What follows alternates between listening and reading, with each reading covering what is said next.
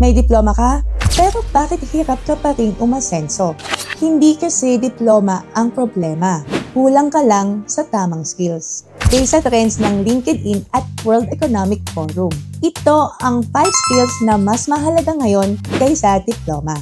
Number 1, communication skills. Kung hindi ka marunong magsalita at magpaliwanag, hindi ka mapapansin. Number 2, digital skills. AI, tools, online platforms, ito ang bagong basic skill ngayon. Number 3, critical thinking. Hindi lang sunod, marunong mag-analyze. Ito ang hinahanap ng leaders. Number 4, sales and persuasion. Marunong magbenta ng idea, serbisyo, at sarili. Lahat tayo nagbebenta kahit ayaw mo. Number 5, adaptability.